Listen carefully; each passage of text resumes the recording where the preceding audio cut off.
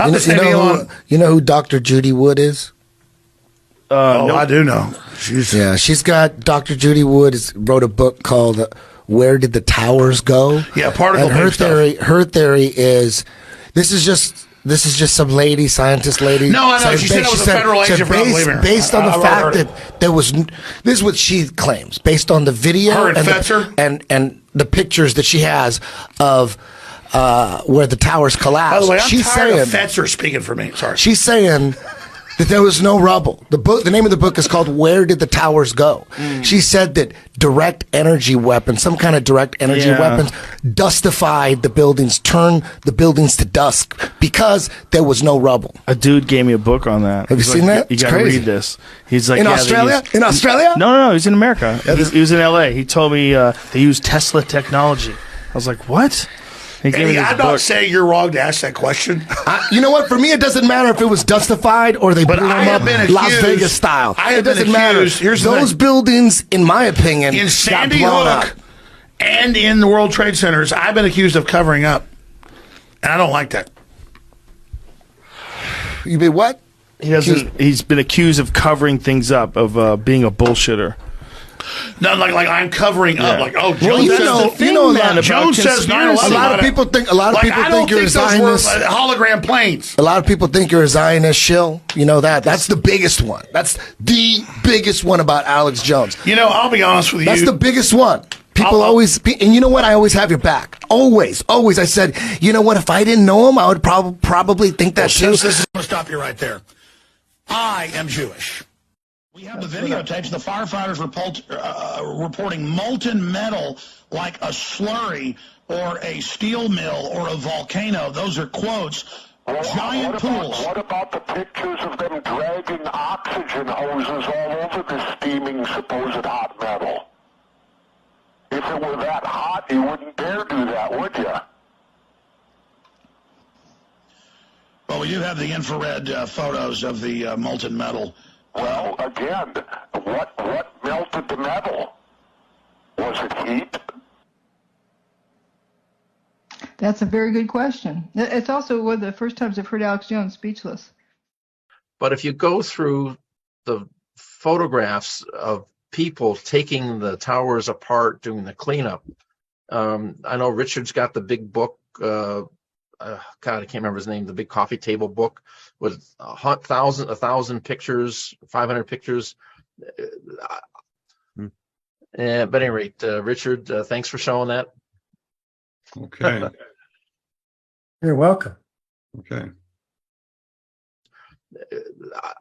During the cleanup, nobody reported seeing melted steel in these core columns. So we don't know when and where they were actually destroyed. And, you know, just like we don't know where the flight data recorders went to that they were reported, you know, maybe some things disappeared.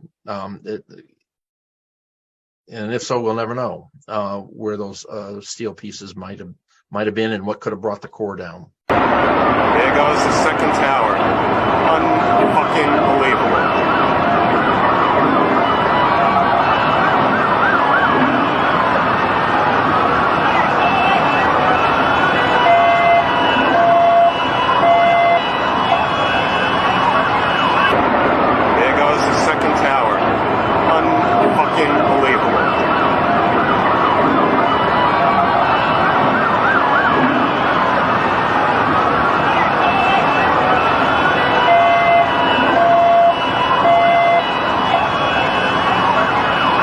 There's a whole lot of evidence and very weird things that happen at the World Trade Center. Okay, there are about 10,000 file cabinets that are missing. There's about 20,000 floor trusses and 220 acres of metal decking that's missing. The question is, where did it go? Well, of course, Nikola Tesla allegedly developed one, and then the government came in when he died and took everything he had. And my tie into the death ray is this. Here's my feeling on it. Back in the 1980s, Ronald Reagan's main focus was to create Star Wars, which was a system to where if missiles were launched at our country, we would have the mechanism to destroy them in the air before they would ever arrive here by some means, be it laser, be it whatever. Well, they spent billions of dollars to develop this technology for Star Wars, and we never did learn, were they successful? They never came out and told us. It all of a sudden just disappeared. It went off the map, and there was no more discussion or talk about it anymore. So we as the general public were left with, well, did they create Star Wars or didn't they?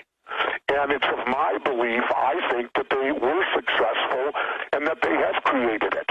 But they're just simply withholding that information from us, the general public, because most of the time, whatever level the government is at in discovering things or whatever they know, they're usually 20 to 30 years ahead of what we know. And the case in point, what's interesting, the way to look at that is, take a look at Star Trek and all the things in the old Star Trek movies that are now reality.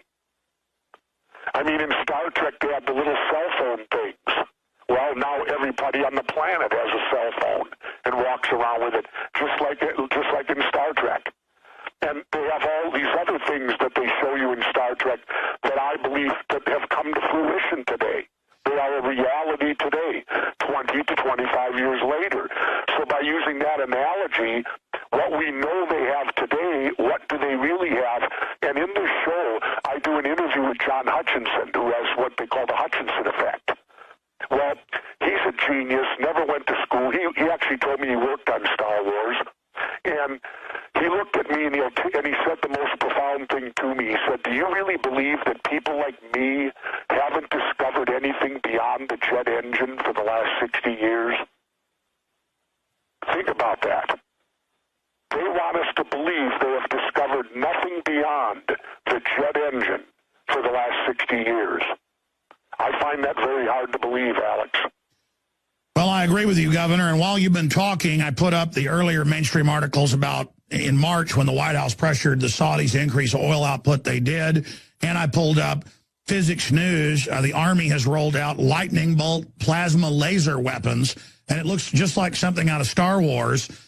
So, yes, now they are rolling more and more of it. I had Dr. Steve Pachinik on yesterday, who worked at high levels in the government, and he said they're 30 to 40 years ahead with space weapons, what they've told us. And so I think that's part of the governing class's arrogance, treating us like animals, is because they think they're gods now. Well, that may be, I don't know, but I certainly believe that they're very secretive on letting us know what they do and they don't have, and what capabilities are out there. And, probably, but I would say I'm 60 years old now, so what they have right now, I may not even learn about, because I could have shuffled off the planet by the time it becomes regular knowledge. Well, doesn't, under the national security state, wasn't this going to happen since 47, where our money can be taken, unlimited trillions, and then in secret develop underground bases, super weapons, you name it, to where now they're just like, sit down and shut up. The Congress is told by the secret government, the shadow government, sit down and shut up, and they do it. So it's a breakaway civilization is what we're talking about. Well, again, Alex, you know more about that than I do. I would just tell you that we have the right, if they use our money, to know everything they're doing. That's my opinion. Well, it's not your opinion. That's law, but now they even ignore the FOIA suits and the rest of it. I mean, it's just out of control. Yeah, I would, and the only way it's going to get under control is for people to stop electing Democrats and Republicans. It's almost like the old Greek legends where they said the gods would walk amongst them but had all these incredible powers. Soon the globalists with their sci-fi weapons and stuff will be like gods amongst us, the commoners, but they're still going to be humans just like us with all the rage, all the problems, all the everything. And we may end up like Atlantis, Governor, and blow ourselves up.